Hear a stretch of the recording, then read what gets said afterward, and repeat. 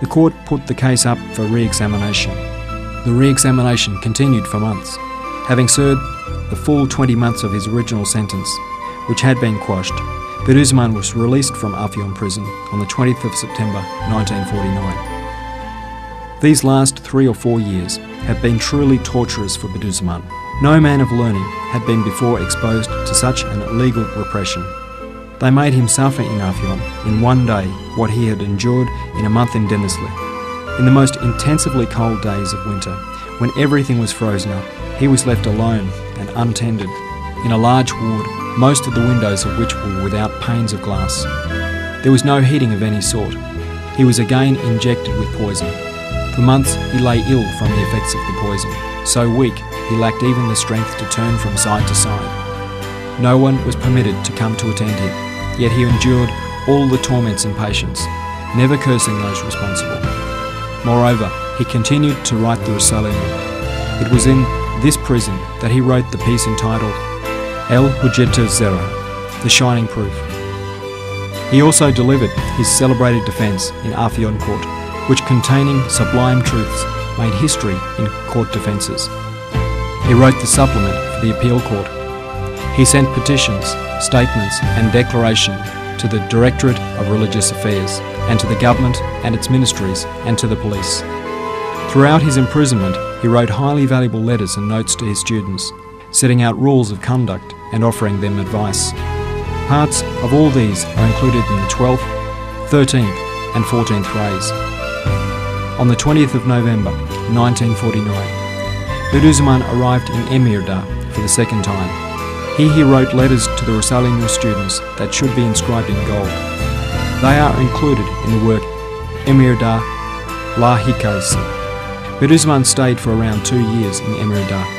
Up until 1950, he had not been permitted to go anywhere from his place of compulsory residence, even to a village. Then, in 1951, he went to Eskişehir and stayed for 1.5 months in the Yıldız Hotel, meeting there with the risale-inur students. He moved on from there to Isparta, where he remained for about 2.5 months when he was summoned to Istanbul to the trial connected with his work, Gençlik Rehberi, a guide for youth. He arrived there in January 1952. The case had been brought in connection with the printing by a number of students in Istanbul of a guide for youth, under Article 163 of the Criminal Code. The trial was held in Istanbul Criminal Court. Bediuzzaman himself offered a splendid defence, as did the 3 defence lawyers. At the second hearing, on the 5th of March 1952, the court ruled that the defendants should be acquitted. A short time later, Bediuzzaman returned to Emirdağ in the summer of the following year, 1953. He moved to Isparta. Bediuzzaman stated that in the event of his death, he wished to be buried either in the village of Sav or in Barla. He rented a house in Isparta and, together with 4 or 5 of his students, transformed it into a risale-inur dershane, or study centre. Although he occasionally visited other places, this was where Bediuzzaman now stayed until he set out on his final journey to Urfa. The Afyon Court case continued for 8 years. The appeal court quashed Afyon Court's ruling that all copies of the risale-inur should be seized and confiscated, following which the decision was taken to resubmit it to the scrutiny of a committee of experts made up of members of the Consultative Council of the Directorate of Religious Affairs. On their producing a very favourable report, Afyon Court ruled that the books should be returned to their owners. Thus, Bediuzzaman and his students were overjoyed to claim back their books, confiscated years before. In 1958, the risale-inur was printed for the first time in Ankara. Sözler, the words, Mektubat, letters, Lemala, the flashes collection, Tarih-i Hayat, Bediuzzaman's biography, and all the parts of the risale-inur were by degrees printed first in Ankara and then in Istanbul. Bediuzzaman said about this printing and publication, "This is the risale-inur's festival. I am happy now to depart for the hereafter." Bediuzzaman revisited Barla, where the risale-inur had first been written, after 25 years.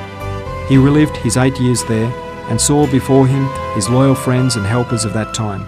He saw once again the places he had received divine effusions and inspiration. He could not hold back the tears when he drew close to the Medrese Nuriye, his home of 8 years, and he wept to see it again. He embraced the blessed plane tree which stands outside it, where he would offer prayers and supplications to the light of morning, and watered it with his tears.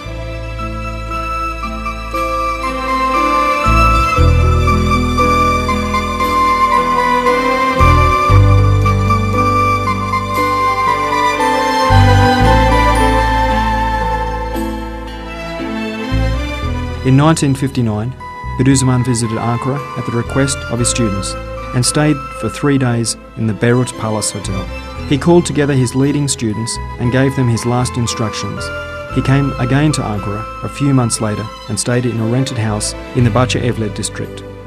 This time he was visited by many deputies from the National Assembly who sought his advice on a number of questions from the Islamic point of view. He visited Istanbul a month or two later. He did not remain there long. 2 months before his death, that is in February 1960, he came again to Ankara, but the Menderes government was irresolute in the face of the opposition shouts of political reaction, and they turned him back at Gölbaşı. Bediuzzaman was upset at this and said it was an unfortunate decision as far as they were concerned, and he returned to Emirdağ and went to Isparta. Several days later, he set out on his final journey to Urfa on the night of the 23rd of March 1960, that is, 25th Ramadan 1379. Bediuzzaman departed this life to the eternal realm and the mercy of the Most Merciful. May Allah Almighty have mercy on him and allow us to profit from his spiritual effulgence. Amen. In veneration of the Lord of the Messengers. On the 12th of July 1960, his grave was broken open and his blessed remains transported by aeroplane to an unknown spot. On his tomb are these lines. The Supplicant. My demolished grave, in which are piled up 79 dead Sayyids with his sins and sorrows. The 80th is a gravestone to the grave. Altogether they weep at Islam's decline. Together with my gravestone and moaning grave of dead Sayyids, I go forward to the field of tomorrow's future. I am certain that the skies of the future and Asia will together surrender to Islam's clean, shining hand, for it promises the prosperity of belief. It affords peace and security to mankind.